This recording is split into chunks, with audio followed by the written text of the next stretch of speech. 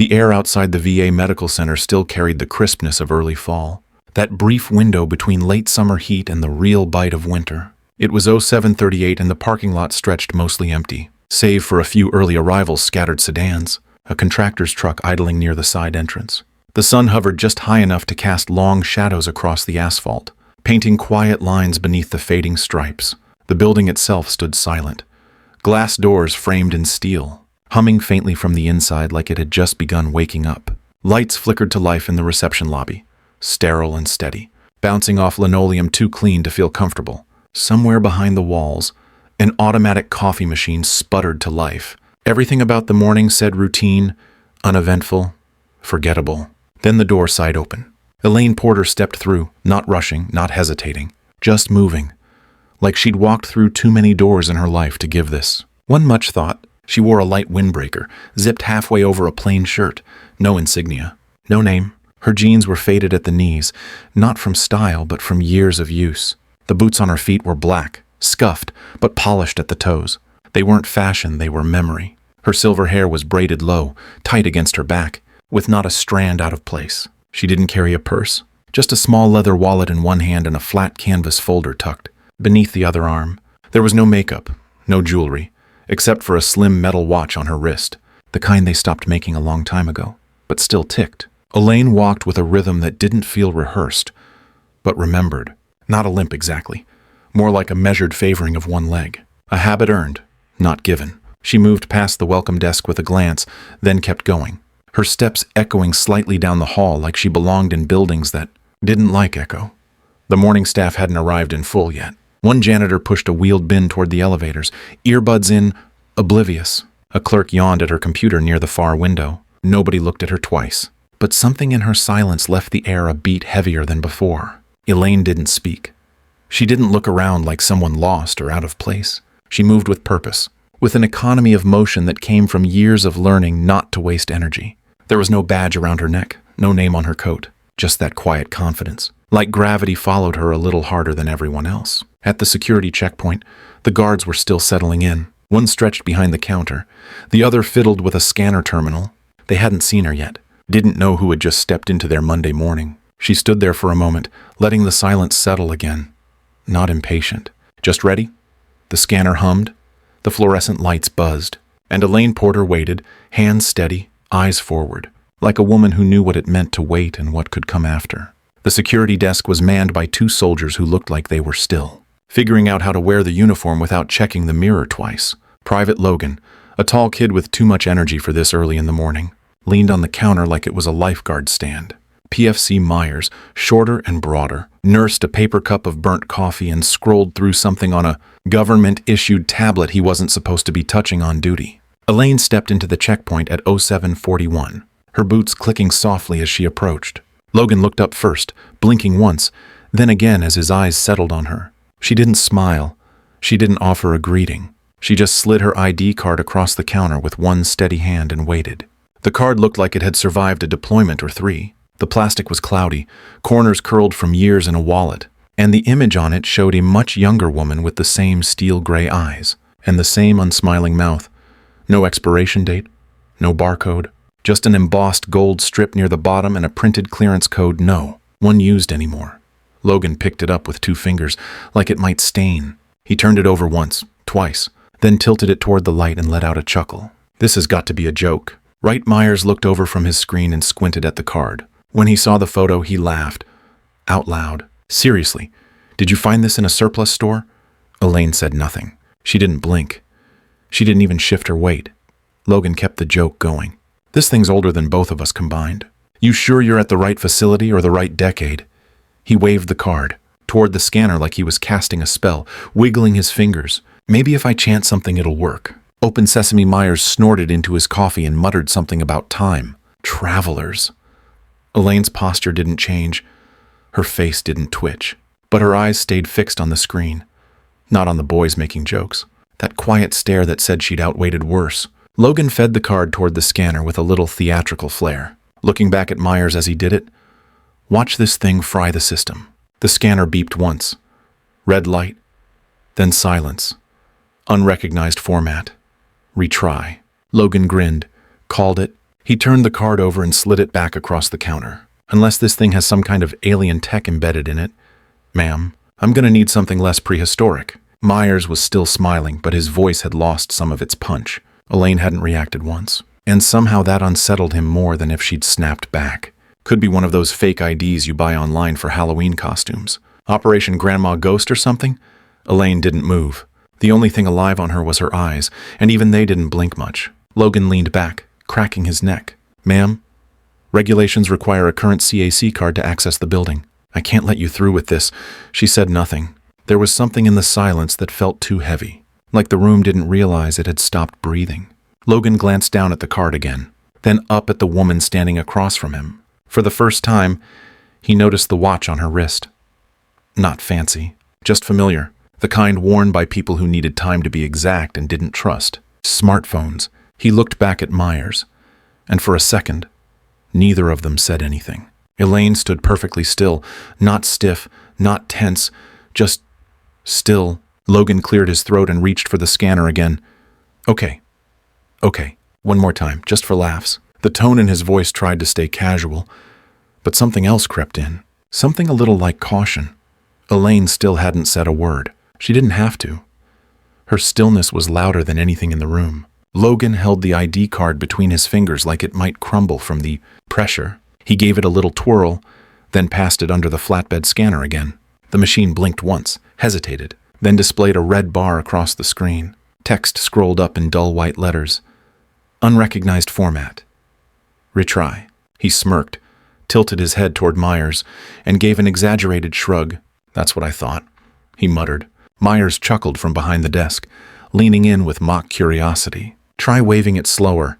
Maybe this antique needs a moment to boot up. Logan played along, swiping the card again, this time with a magician's flair. Same result. The scanner beeped once, then threw the same error. Elaine remained motionless on the other side of the desk. She hadn't moved an inch. Her hands were relaxed, her face unreadable. She watched the machine, not the guards. Her eyes narrowed slightly, tracking each flicker of the screen like a pilot scanning cockpit gauges. One more for the road, Logan said, bringing the card back with both hands now, moving deliberately slow, as if scanning at half speed might trick the terminal into believing. He dropped his voice into something theatrical. Initiating scan. Ancient relic mode. Full power. The terminal chirped another error. No recognition. The screen flashed a dull amber, then faded back to red. He leaned away, clearly satisfied with the verdict. Okay, I'm officially declaring this one dead on arrival. Myers let out a low whistle. Bet my mom's library card from the 90s has more access than this. Elaine's eyes stayed fixed on the scanner's status light, watching for something. She didn't blink. Her expression didn't change. But something in her gaze made Logan hesitate before placing the card down. Again, the screen flickered. Just for a second. Not long enough to be obvious. A ripple of static danced across the glass, then vanished. Logan didn't notice. Myers didn't either. But Elaine did. Her left eyebrow lifted almost imperceptibly, then fell back into place. Logan rubbed the back of his neck. All right. Last time. Let's give the old girl a proper send-off. He tapped the card twice on the counter, then ran it one more time beneath the scanner. This time, the scanner didn't beep. It clicked. A mechanical, low sound, more physical than digital. Logan froze mid-motion. What was that? The screen pulsed, just once, then held steady. Read again. No change in message. Logan exhaled and leaned away like it had been nothing. Just a glitch. He handed the card back to Elaine without ceremony. Sorry, ma'am. System doesn't speak dinosaur. Elaine finally moved, but only to take the card back between her fingers. She didn't look at him. Her eyes were still on the terminal, waiting, like she was listening for something the others couldn't hear. Behind the desk, the scanner's light blinked once more. This time, amber. Not red, not green, something in between, something that didn't belong. Elaine saw it, but she said nothing. The scanner didn't beep this time. It made a sound like a mechanical lock disengaging, low and solid, with a faint click that came from somewhere deeper in the machine. Then the screen went dark, not a sleep-off. Logan pulled his hand back, instinctively, his smirk fading into something thinner. The terminal didn't reboot. It just sat there, humming. Myers leaned forward, his voice losing its edge. Did you do something before Logan could answer? The display flared to life again. But this time, it wasn't the usual login screen. A black field appeared, empty at first. Then a single golden circle emerged at the center. Inside it, a black triangle pointed downward, sharp and clean. It began to rotate slowly. Around the edge of the circle, unfamiliar symbols pulsed in sequence, none of them standard military codes. What the hell? The triangle spun faster, blurring into motion. Yet every detail stayed crystal sharp. The lights above the desk flickered once, somewhere overhead. The vent system gave a low groan, like air had shifted direction. Elaine didn't move. Her eyes were fixed on the triangle. She hadn't said a word since stepping through the door. Then the screen changed again. A red band formed beneath the symbol. Large, bold letters burned into view, searing the words in place: Flag Protocol Alpha 5 Red Zone. Authorized. Myers dropped his coffee.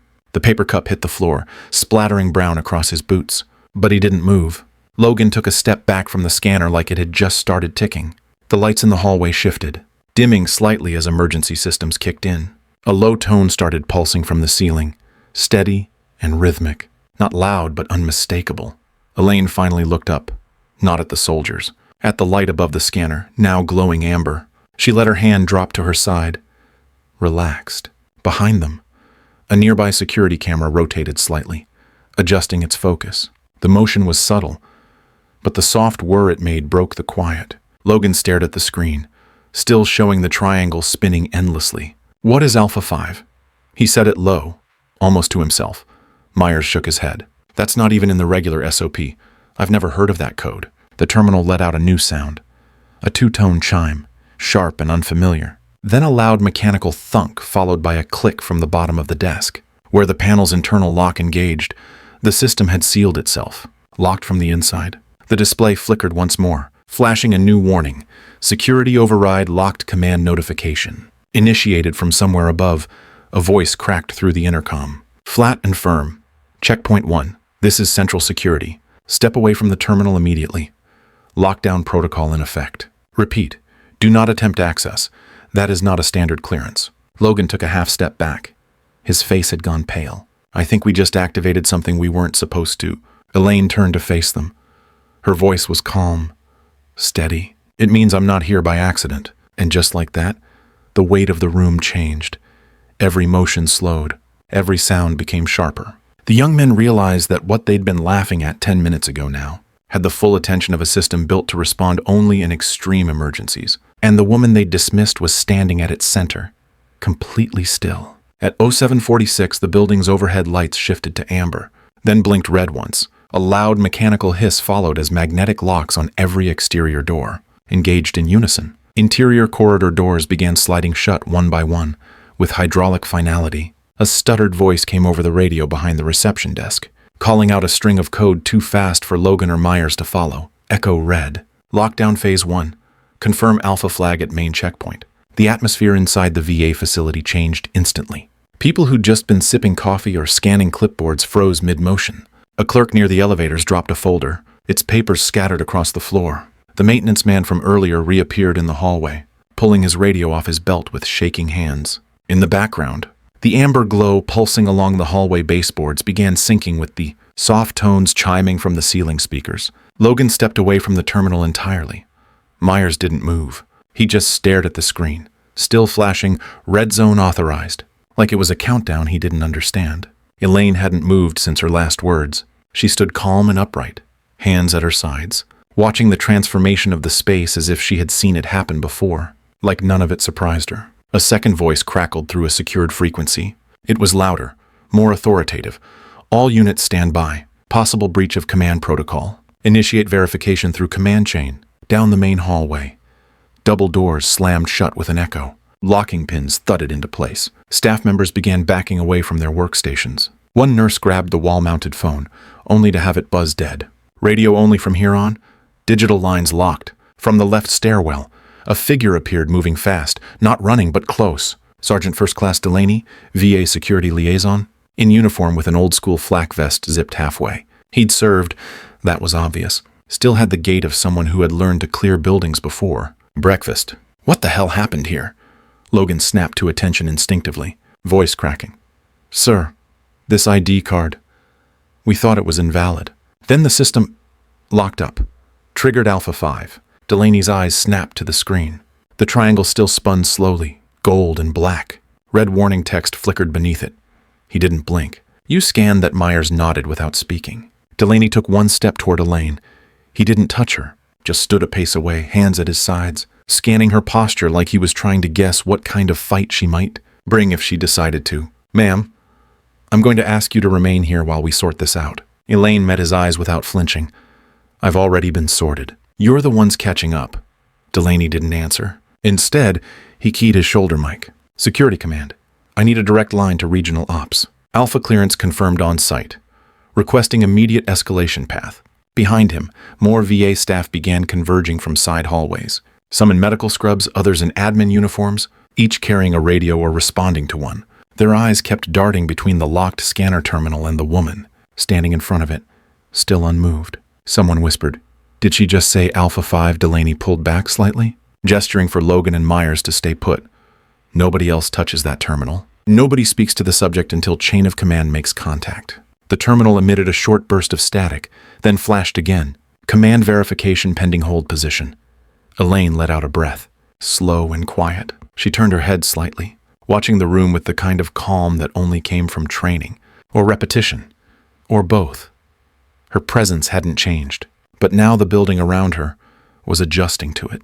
Delaney didn't speak again. He just stood there, flanked by two frozen soldiers and a terminal that had just redefined who was in charge.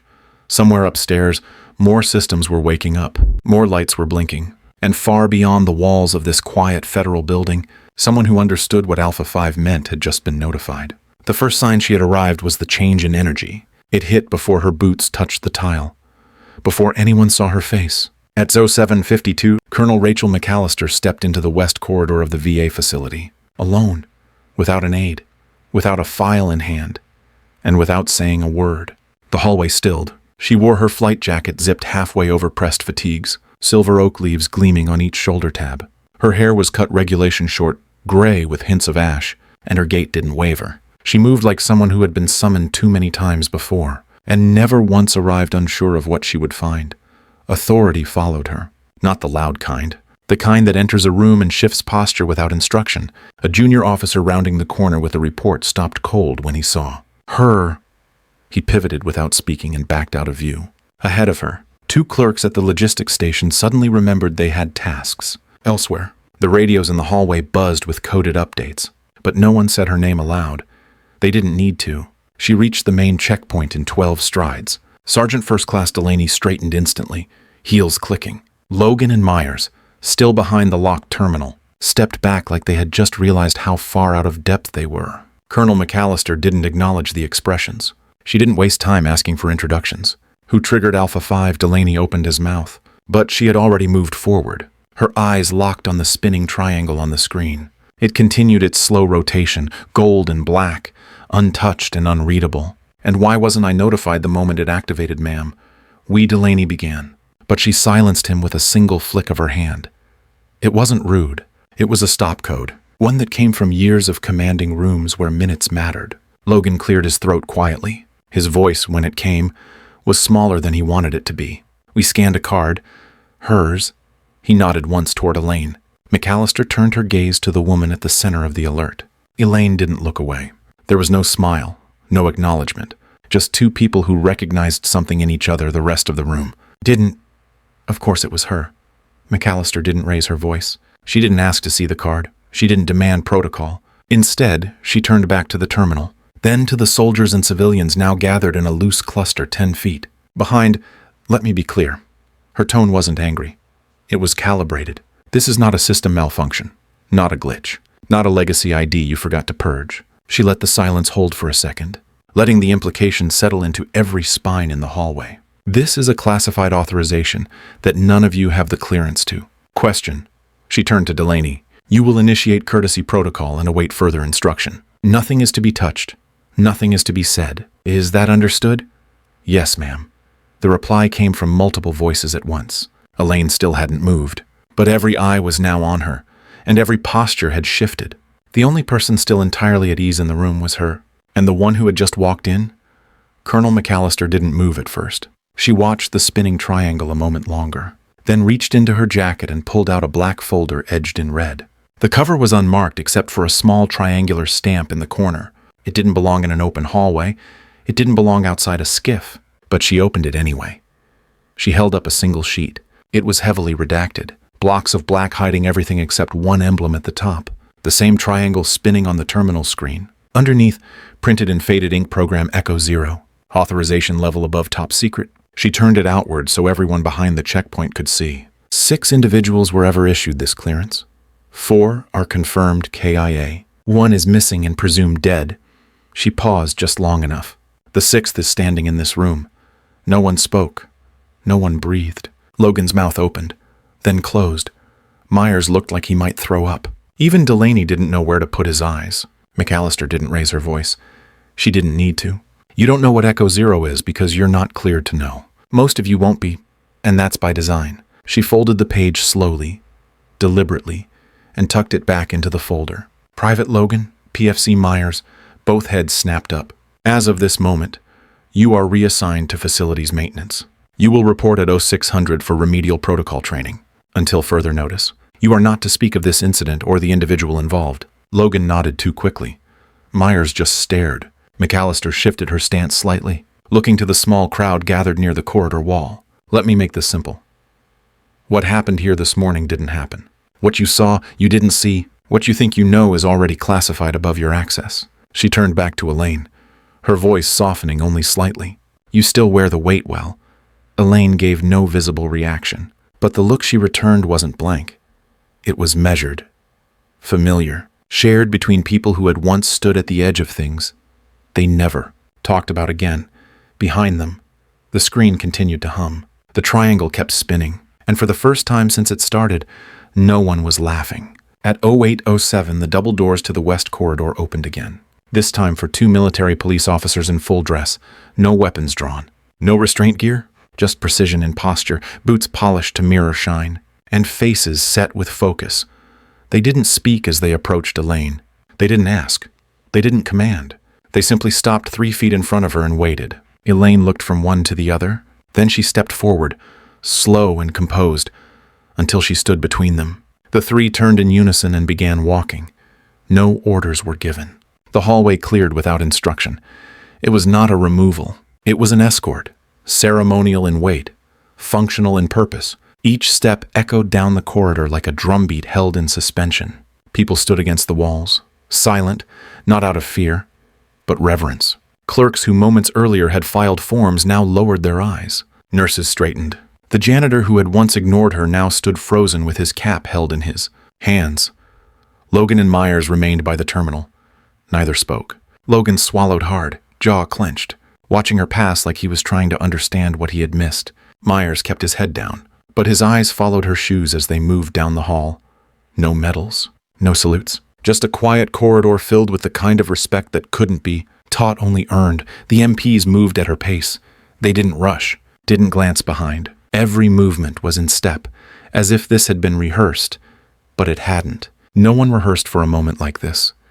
Elaine didn't look left or right.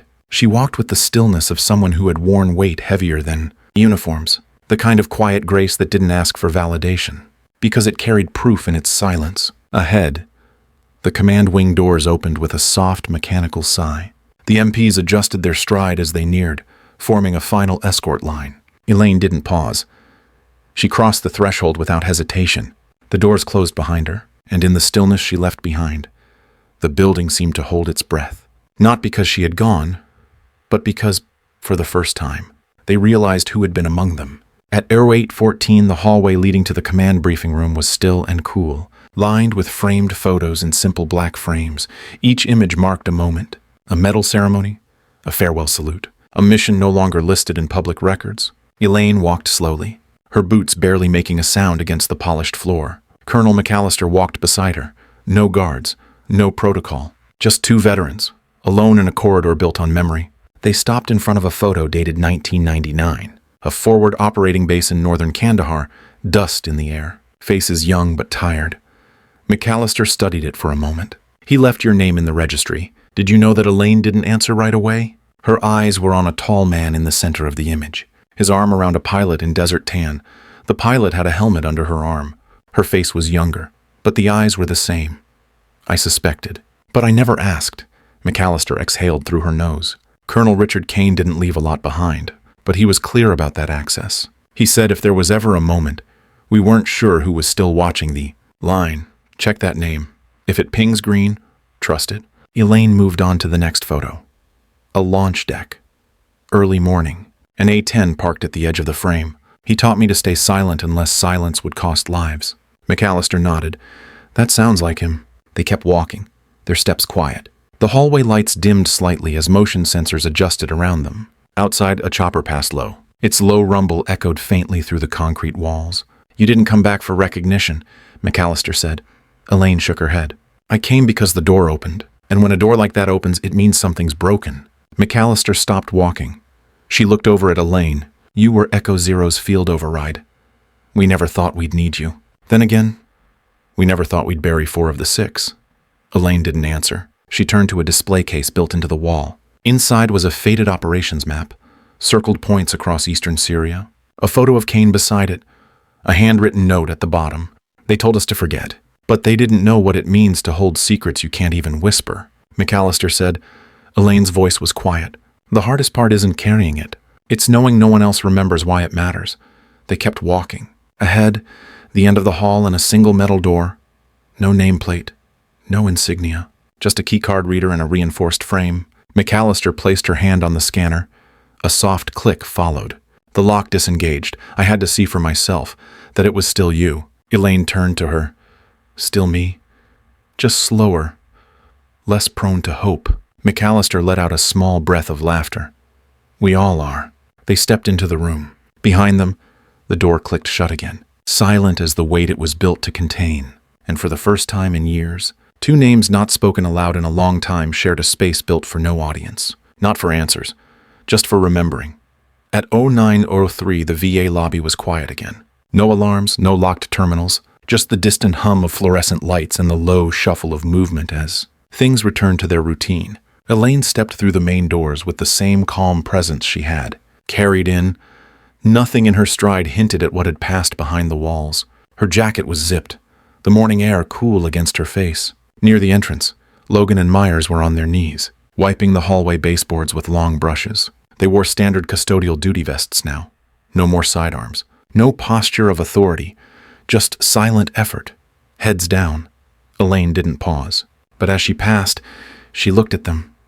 Her eyes met Logan's for only a second. She nodded once. Nothing more. It wasn't forgiveness. It wasn't anger. It was something harder. Acknowledgement. Neither of them spoke. Myers sat back on his heels and watched her go.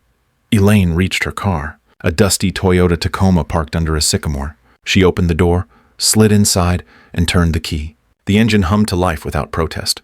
She reached forward and flicked the radio on. An old country station was playing, no talk, just a slow fiddle carrying the weight of something older than words. She pulled out slowly. No hurry, no destination marked, just motion. From the 3rd floor, behind tinted glass, Colonel McAllister watched her leave. She stood alone at the window, hands folded behind her back. A younger officer approached, holding a digital pad. Ma'am, Central Command wants a report. McAllister didn't turn around. Her eyes stayed on the parking lot as Elaine's truck moved toward the gate. Tell them there's nothing to report. The officer hesitated. Ma'am, the terminal logged a security breach. She finally turned, her voice steady. Then delete the log. Alpha 5 doesn't exist. The officer blinked. Understood. He turned and walked off. McAllister stayed by the glass a moment longer. Outside, Elaine's truck pulled onto the main road, blending with civilian traffic. Just another vehicle. Just another face. But the silence she left behind was thick, like a fog after something holy. And no one who had been there that morning would forget it. Because some power doesn't need to be declared. It just needs to be witnessed once. And from that point on, no one looks at the world quite the same again.